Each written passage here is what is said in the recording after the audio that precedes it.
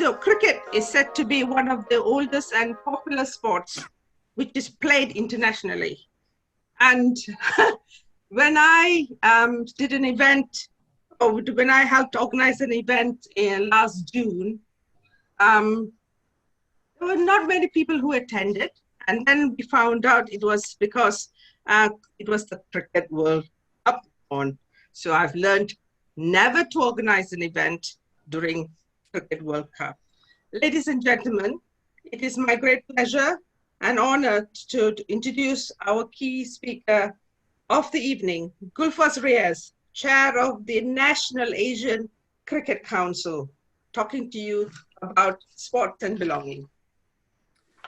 Gulfraz. Hi, Alice. Hi, everybody. Alice, thank you very much for giving me this platform. Your energy and your enthusiasm is so infectious. So I couldn't say no when you rang. So you're a real positive light. So thank you very much for inviting me. Also, thank you to Community United, Belonging West Berkshire. And also congratulations on launching your Belonging project. It's really good, and it's so wonderful to see so many people from so many backgrounds coming together at a time where I guess we've got some serious problems out there in society. So look, thank you very much. It's really, really appreciated. I'm pleased you mentioned the World Cup win last year. You know, from a diversity point of view, we're very proud to say that from a cricketing family, we've got probably one of the most diverse national sides representing England in any sport in many, many years. So the team that won the World Cup last year was probably the most diverse and different cultures, different communities and backgrounds. So we're really proud of that. Also, you know, we on the back of that really focused on cricket being for all. But my association, although I'm based in Watford, my association with Berkshire started via some wonderful people, John Boland, who's the chair at Berkshire Cricket Foundation, and also Mark Roach and Adam Davison, who work for Berkshire Cricket Board. So I'm a trustee of Berkshire Cricket Foundation, and I think that's where our link came through, Alice. So thank you very much for reaching out. Thank you very much for giving us a platform. Many of you would not have heard of the National Asian Cricket Council, so that's perfectly fine. We are a body that is a voice of the South Asian cricketing community. We formed ourselves back in 2014 and got officialdom or official advisory status with the ECB back in 2018. So the real question was, why was there a need for a National Asian Cricket Council? And that was because the ECB's, the England and Wales Cricket Board, official figure states that almost 35% plus of cricket played in this country is played by the South Asian cricketing community.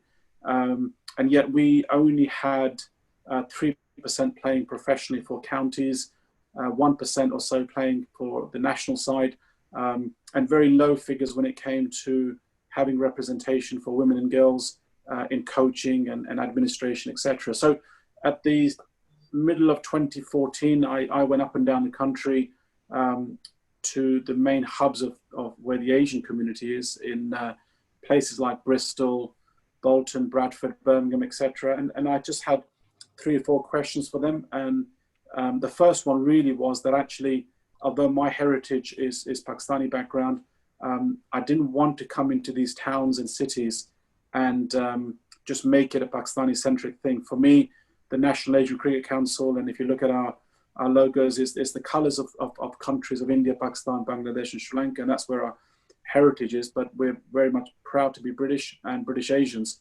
And my question really was about reaching out to all the South Asian cricketing communities in these towns and cities and becoming a voice of the community that wasn't there.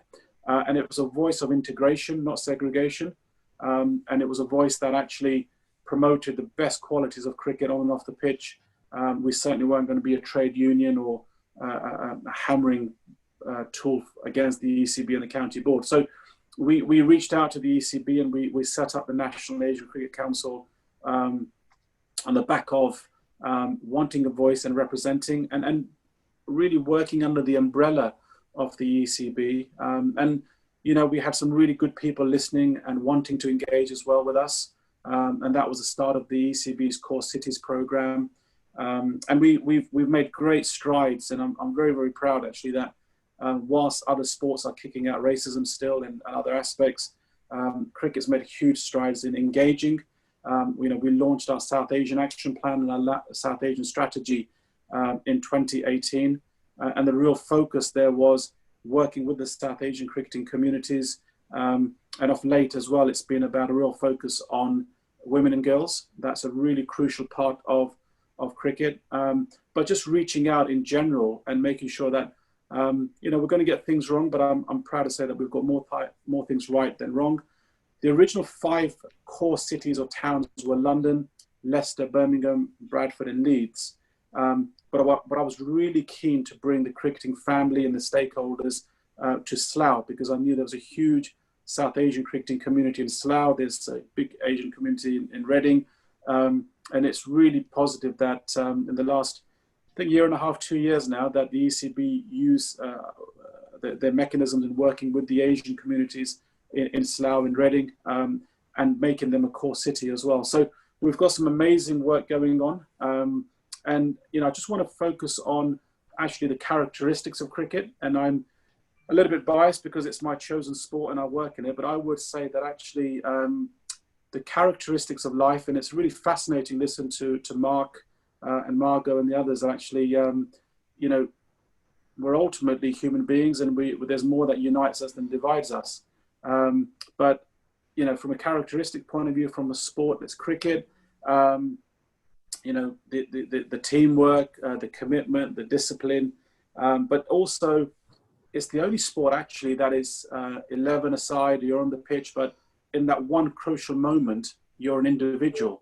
And when you're bowling, you're on your own, and your other 10 teammates will be looking at you. And when you're batting, you're on your own, and you could be facing a cricket ball as hard as a rock at 90 miles per hour coming at your head, and there's nobody there, and your mates are watching you.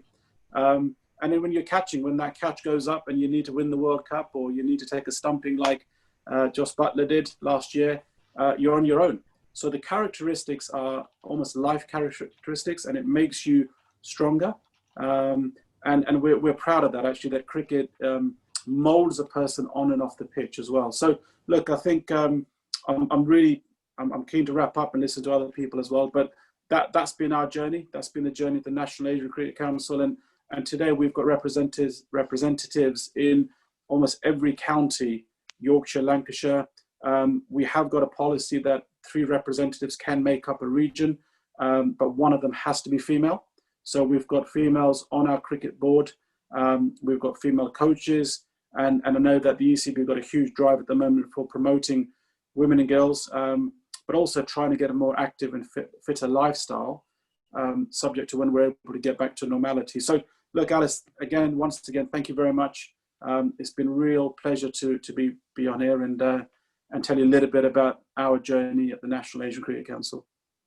Thank you, Gulfraz. Thank you very, very much. Just to share with you all, around May time, right?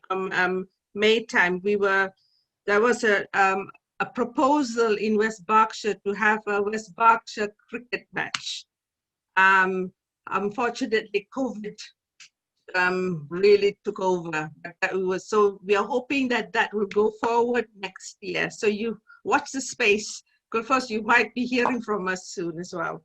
Yeah, absolutely, and very, very keen to support and help. So whatever you need help-wise, we'll put a tournament on, and hopefully we'll all come together and not be on a Zoom call. Yeah, no, it won't be, definitely. I mean, it's quite interesting when we talked about cricket, how the churches had teams, the council had 2 teams, the police had teams, health had teams, and I was like, oh, and the communities also decided to have teams, and I went, oh, I don't know anything about cricket, so I had to go to Don Boland and said, you deal with it. I can do the other things. So that is going to take place, I'm for sure, in the new year. And then, yeah. I just want to finish also, Margot, by saying, look, it's so wonderful. I'm just thinking and listening to everybody, and the diversity that you've got, and the people that are involved. I think this is what makes our country so brilliant. Yep. You know, my father came to England with 2 trousers and a shirt from Pakistan, and worked his way through in factories and in mines and up in north of England. And it's just brilliant. And I keep saying that, you know, there's more that unites and divides us. And, you know, we're very proud to be British and representing a game of cricket that is synonymous with England anyway. So, but look, thank you very much. Thank you. Thank you very, very much. Okay. Now